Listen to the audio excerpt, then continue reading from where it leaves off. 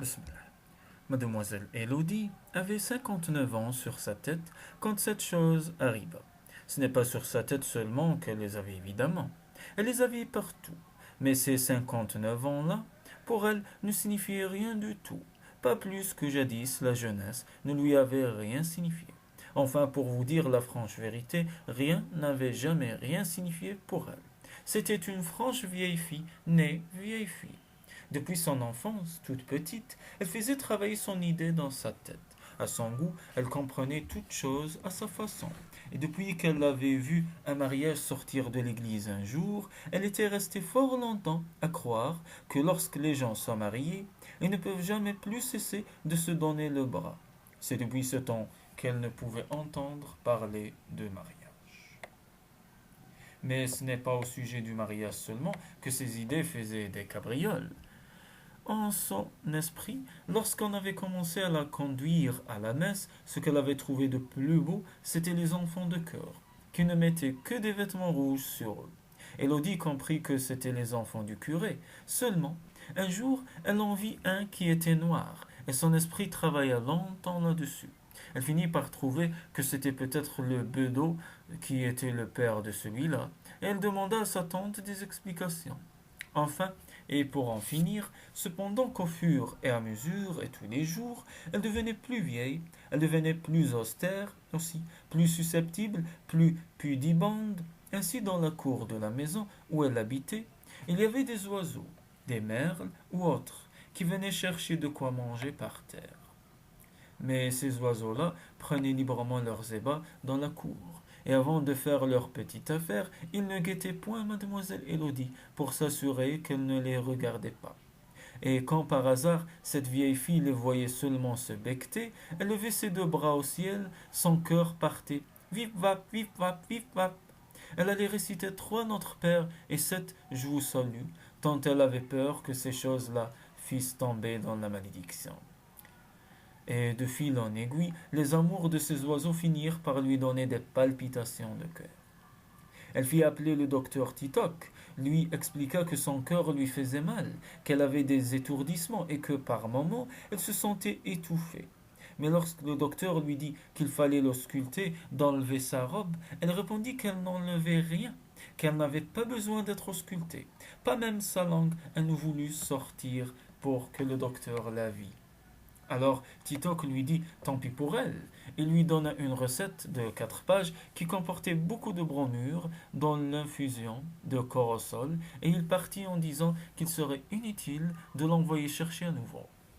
Mademoiselle Élodie prit du bromure comme le docteur l'avait prescrit. Chaque fois que la grande église sonnait l'heure, elle en avalait une gorgée. Elle tétait le bromure tout bonnement, mais cela ne faisait que l'affaiblir. Le cœur n'allait pas mieux, et chaque fois qu'elle allait du côté de la cour et qu'elle voyait les oiseaux se faire quelques bonnes mines, le vip-vap partait à nouveau dans sa poitrine. Elle fit venir un charpentier pour condamner les jalousies de la cour, de façon que ses yeux ne vissent plus jamais ces choses-là, et dorénavant, elle resta toujours du côté de la rue. Seulement, elle ne se mettait jamais au balcon et ne regardait jamais dans la rue. Elle ne sortit que le dimanche pour aller à la messe de 5 heures, et quand il y avait une procession, mais elle ne levait jamais la tête pour regarder, sinon lorsqu'elle arrivait devant un reposoir. Elle portait son chapelet au doigt, sa bouche marchait comme si elle eût roulé un sucre d'orge, et ses yeux ne quittaient pas les trous des bas de la personne qui marchait devant elle. Un jour de fête Dieu, une vieille dame qui avait remarqué comment elle regardait par terre lui demanda vous avez perdu quelque chose, chère? Donc mademoiselle Élodie avait 59 ans partout quand cette chose arriva. Un jour elle était assise à l'étage, recommandant des bas, les lunettes étaient posées au bout de son nez, et chaque fois qu'elle avait besoin d'y voir, elle levait la face, comme une poule qui boit. Mais presque toujours, elle regardait par-dessus les lunettes. Selon moi, cela lui faisait le même effet. À un certain moment, elle laissa un bas pour en prendre un autre, mais il faut vous dire qu'elle n'avait pas de bout là-bas. Et elle n'aimait pas raccommoder ses bas avec un neuf. C'est avec un petit flacon rond, un de ces petits flacons où l'on vendait de l'encre, jadis, qu'elle raccommodait ses bas. Et ce flacon-là, c'était son flacon à eau de Cologne. Chaque fois qu'elle laissait un bas pour en prendre un autre, elle débouchait le petit flacon, elle le mettait sous son nez et elle le humait pour reprendre ses forces. Enfin, juste à ce moment, mademoiselle Élodie humait de l'autre colonne. Tout à coup, elle entend une dispute qui se lève dans la rue. Deux hommes qui se chamaillent, qui tempêtent, qui crient. Cela se fit si fort, si sérieusement, que mademoiselle Élodie ne prit le temps de réfléchir à rien. La curiosité des vieilles filles la posséda et elle alla regarder derrière les jalousies. Quand l'heure fatale a sonné, on n'en peut réchapper, que ce soit Satan, alayhi la'na, ou Jésus, Christ, alayhi salatu wassalam, qui vous appelle. Il faut y aller. C'étaient deux charretiers qui s'étaient pris de querelle au sujet d'un sac de riz. Ils en étaient venus en main. Et dans la bataille, l'un avait si bien déchiré le pantalon de l'autre que tout le derrière de la culotte pendait entre les jambes du bougre. En même temps, cela faisait une sorte de fenêtre derrière lui, et dans cette fenêtre, je n'ai pas besoin de vous dire que ce que l'on voyait ressemblait à une nuit de mauvais temps. Par malheur, quand mademoiselle Élodie vint regarder, l'homme au pantalon déchiré lui tournait le dos, et il se baissait au même instant pour attraper les pieds de son adversaire et le renverser. Cela fit que mademoiselle Élodie vit toutes sortes de chauves-souris s'ébattre par la fenêtre. Quand l'heure fatale a sonné, on n'en peut réchapper. Mademoiselle Élodie sentit sa gorge se contracter. Elle leva ses deux bras au ciel, son cœur partit, vip, vip, vip, mais il ne fit jamais vape. Et mademoiselle Élodie ne fit ni une ni deux. Ses deux bras battirent comme s'ils éventaient le feu, et elle s'écroula en arrière.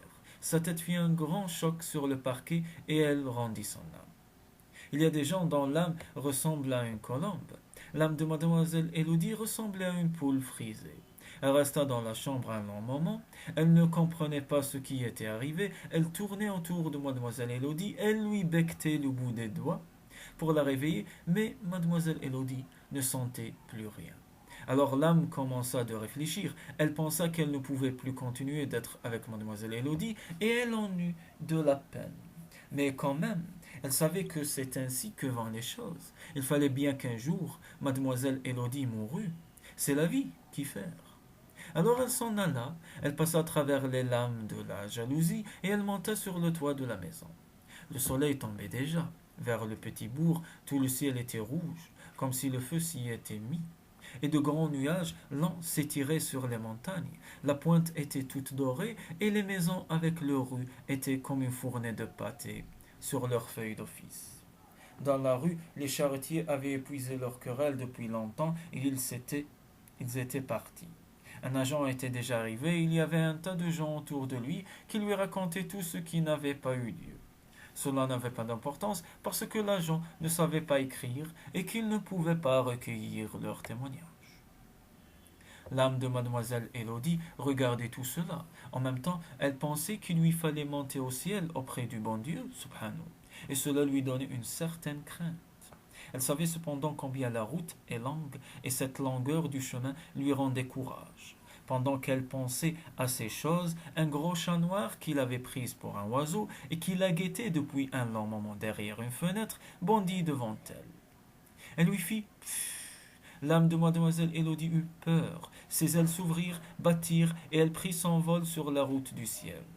Le chat noir la suivit des yeux pendant un instant, puis il le camp, après un anolis. L'âme de mademoiselle Élodie monta, monta, monta. La nuit vint.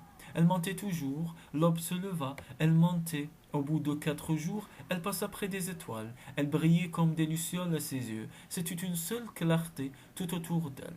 Cependant, leur lumière ne donnait pas de chaleur. Enfin, un vendredi après-midi, après 13 jours, qu'elle montait de la sorte, elle arriva au ciel. Elle trouva un vieillard, paré d'une robe et d'une grande barbe sur le seuil. Elle comprit que c'était Saint-Pierre. Elle lui dit « Bonjour, Saint-Pierre, comment allez-vous ?»« Bien, merci. » Saint-Pierre lui répondit que cela allait coup-ci coup-ça. La jeunesse est finie, mais le courage est toujours là. C'est le bon Dieu, subhanahu, qui est un peu malade. Il a attrapé de petites fièvres tous ces temps-ci. Et il se plaint d'une grande inflammation. Ce matin même, il a pris médecine, mais Saint-Pierre fit entrer quand même l'âme de mademoiselle Élodie. Elle lui indiqua le chemin qu'elle devait prendre pour aller chez le bon Dieu, subhanahu. L'âme de mademoiselle Élodie n'avait plus peur. Elle volait depuis si longtemps qu'elle était lasse. Elle alla s'asseoir sur une souche dans le grand jardin devant la maison du bon Dieu, subhanahu. Et elle dit à la bande de dire au bon Dieu, subhanahu, qu'elle était arrivée. Autour de la maison, beaucoup de monde attendait déjà. C'étaient des gens qui étaient morts depuis longtemps et qui attendaient leur tour. Enfin son tour vint. Elle entre. Le bon Dieu, subhanahu, lui dit: Ah, c'est vous, mademoiselle Élodie, mais vous mourûtes avant votre heure. Que vous arriva-t-il donc? Mademoiselle Élodie fit le signe de la croix avec l'une de ses ailes et elle dit: Bon Dieu, subhanahu, Seigneur, ce n'est pas ma faute, j'ai vu un homme. Dieu, subhanahu wa ta'ala, lui dit: Comment cela? Alors elle racontait toute l'histoire, mais le bon Dieu, subhanahu, n'était pas content. Quand mademoiselle Élodie eut fini de s'exprimer, Dieu, subhanahu, fit un éclair jaillit, nias, et mademoiselle Élodie entendit gronder le tonnerre derrière la maison. Bouh! Dieu, subhanahu, lui dit: Comment, mon enfant? C'est un blasphème que vous dites. Ne savez-vous pas que l'homme est fait à l'image de Dieu, subhanahu, et vous ne pouvez pas supporter la vue de mon image? Un autre éclair jaillit. Nias! De nouveau, le tonnerre éclata. Takatakata, takatakata, bouh! Mais c'est le péché d'orgueil, ma fille. Vous serez punie. Quel âge avez-vous? 59 ans. 59 ans, bon Dieu, subhanahu. Eh bien, je vous renverrai sur la terre pour faire votre purgatoire pendant 59 ans encore. Et pour que la punition punisse votre faute, je vous changerai en bidet. Et vous verrez pendant 59 ans ce qui, pendant 59 ans, fut la cause de votre tourment. Hélas, Dieu subhanahu lui-même n'avait pas pu prévoir ce qui serait arrivé lorsqu'il aurait exprimé sa volonté. L'âme de mademoiselle Élodie ne fit ni une ni deux. Elle souleva ses deux ailes, elles battirent comme pour éventer le feu, puis elle tomba à la renverse et mourut pour la deuxième fois.